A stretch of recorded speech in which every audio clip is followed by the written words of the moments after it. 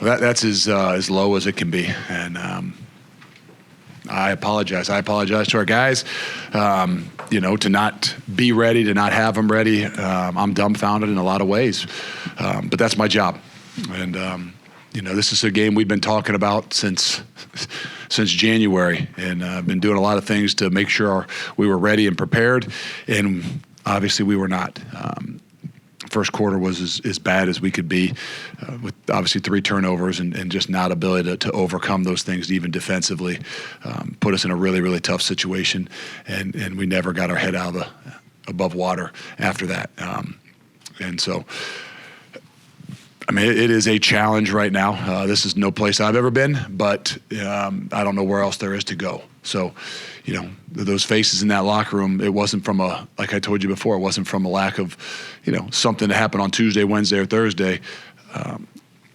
We knew it was going to be an emotional game, and we made a bonehead move even before the game started, which is undisciplined. But it was something that emotionally we knew we had to be ready for, and we were not. So I'm crushed, disappointed in myself and in our team. But we got one thing to do, and we got to keep swinging. So ask me the questions you need to ask me.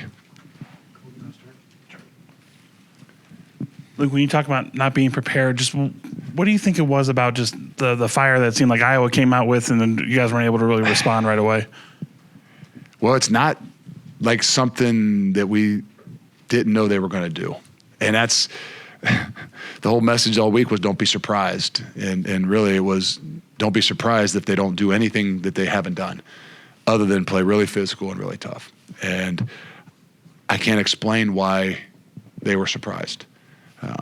And we made some really poor decisions, and they made some pretty good plays, obviously, early on, and we're just not a team that can overcome those things. And we cannot put ourselves in those positions, in those situations, and have any chance to be able to recover, both offensively, defensively, and as a whole group. So I'd love to be able to tell you why. It's not like we haven't been talking about this since January.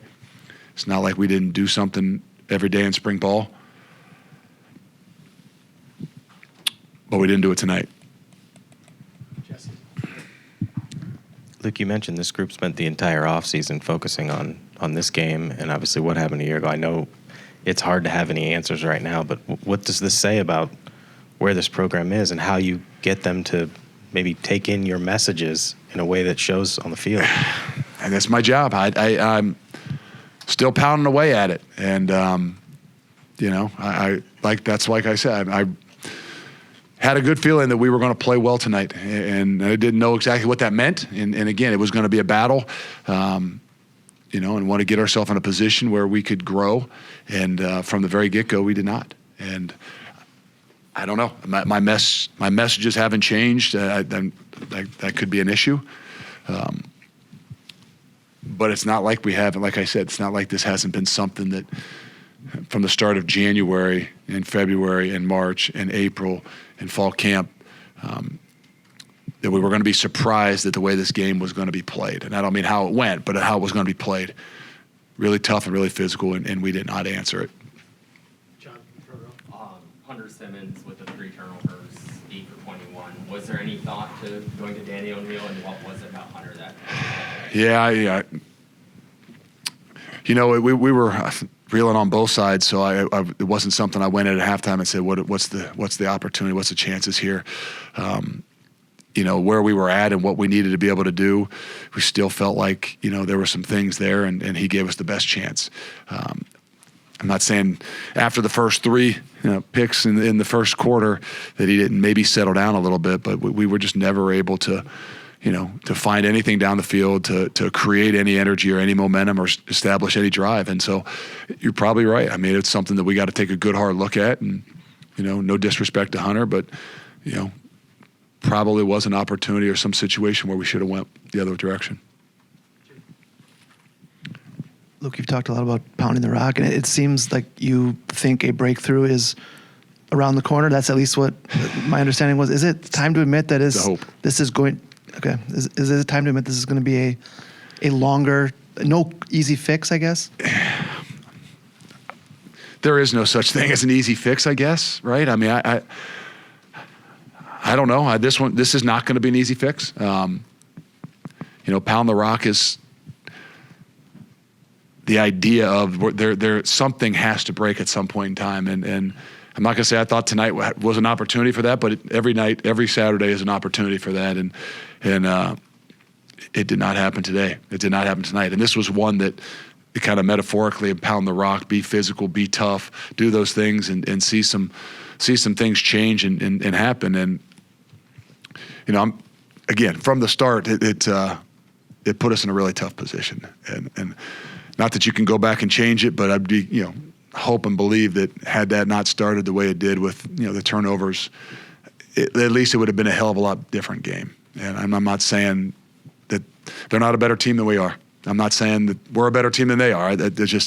It's not fair that we weren't able to at least put ourselves in a position where we can make it a damn football game.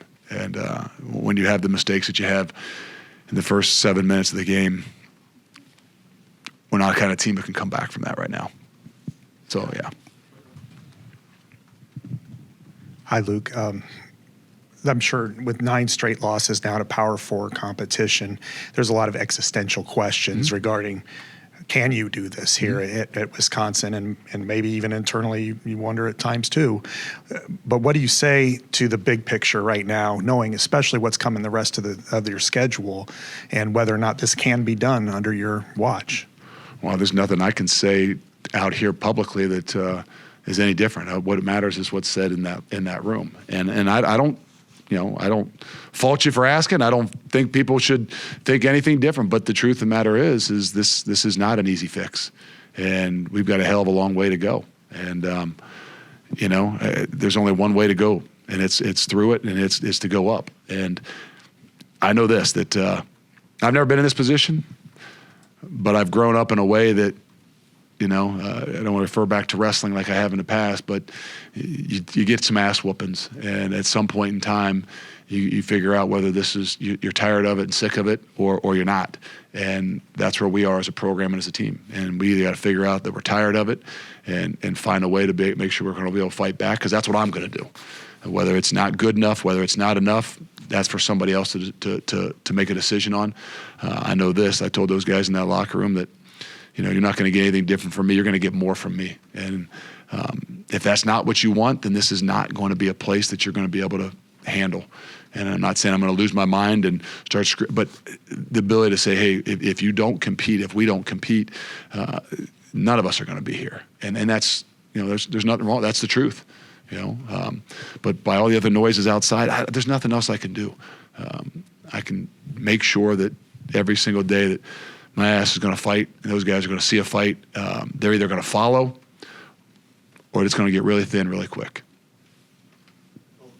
Look, I'm not trying to pin all the hopes on him, but do you know where you're at in terms of where Billy Edwards might be in terms of a return to the field? No, I really don't. About 6 minutes left in the game. 5 minutes left in the game, stood down there with him. Was trying to pick his brain a little bit to see, where he is, and I don't really know. And we'll figure it out. But I'm sure to him, in some ways, he wants to see some positives too. And I know that he can make a difference. That's some of those things that we just got to find a way. That's maybe one of those sparks that can help. But I don't know. I don't have a good indication on when exactly, he's going to be available. Is he going to be available at 85%? Is he going to be available at 90%? I mean, I can surely tell you that, their quarterback wasn't available at 100%. I'm not saying what the injuries are. We're just going to have to figure that out. But I don't know. Coach, in the past, you've made a coaching change when things are necessary. Is this a time in the season where you have to start evaluating things like that? I mean, everything's being evaluated. I mean, I got to look at myself before I can look at anybody else, So, no. I mean, it's like the same thing in the locker room. Hindsight, I don't know that was ever a great decision. It wasn't for coaching. It was for some different reasons. But But where we are, it's not like we can start giving in on each other. And I think that's the most important thing. We got the right people, meaning, doing what we need to do. We just got to do it a hell of a lot better. And like I said, there is no easy, quick fix. Okay, all of a sudden we, switch somebody up or do something different. It's going to make a complete and total difference. No, this is something that has to be done very consistently and with a hell of a lot of people, as opposed to just one person. Luke, I know you mentioned that this is new territory for you. There's a lot moving fast, but what is step one in this process in terms of, again, you mentioned a little bit of self-evaluation. Is it talking with your staff? Is it talking with the locker room? What's, again, step one after today? I think that's going to have to be something I got to think about tonight. There's a lot of step ones, unfortunately, in my head right now. Step one is making sure that we find the guys that are going to compete, to find the guys that are going to fight, find the guys that are going to ride right along with you. And it's hard to figure that out sometimes, but when you press play on the tapes, it's not nearly as hard.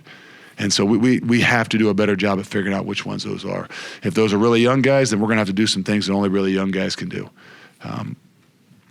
But as of right now, there's a lot of step ones. I think step one is not giving in on each other. Start making some hasteful decisions, especially decisions, at this moment for me in a lot of ways, because this is a really emotional time right now. Yeah. You're talking a lot about competitive spirit ahead of this, and then you have I think it's 3 unsportsmanlike conduct penalties. Kind of, what were your thoughts on that, and how can you kind of coach to avoid some of those unforced? Well, I don't know all 3. The first one, stupid as we start the game. That is as undisciplined as there is. There's no such thing as that's not a competitive spirit. The other 2, I'm not sure. I know. What was the offsetting? Yeah, I don't know. I don't know as much about that. I mean, that's those ones. I mean, to be honest with you, in the midst of a game, I'm not overly concerned. Retaliations of things. Daryl Peterson got one on, stupid, undisciplined decision.